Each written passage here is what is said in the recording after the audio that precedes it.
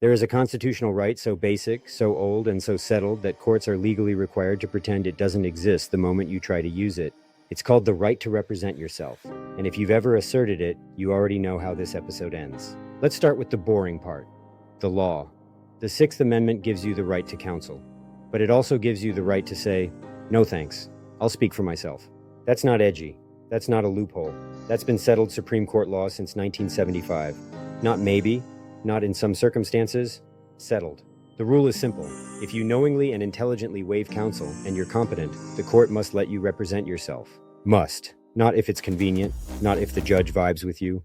Must. In a normal court, here's how this goes. You say, I want to represent myself. The judge does a Faretta colloquy. That's just a formal checklist to make sure you understand the charges, the risks, and that this is your choice. Then one of two things happens. 1, you pass. You go pro se. End of story. 2, you fail because you genuinely don't understand reality. Notice what's not on the list. Whether the judge thinks you're annoying, whether you file too much, whether you make the court uncomfortable, whether you're too focused.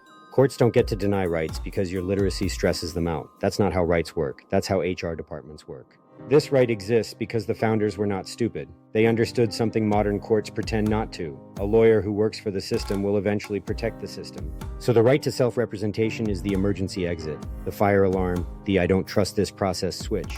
And courts hate it for exactly that reason. Now let's talk about what actually happens. Because courts almost never say, no, you don't have that right. They say things like, we'll address that later. You need counsel to ask for that. You're being disruptive.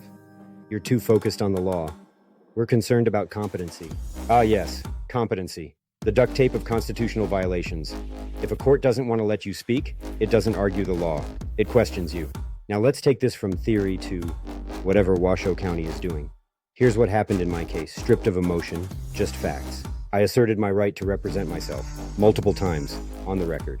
What did the court do? Did it hold a proper Faretta hearing? No. Did it rule on the request? No.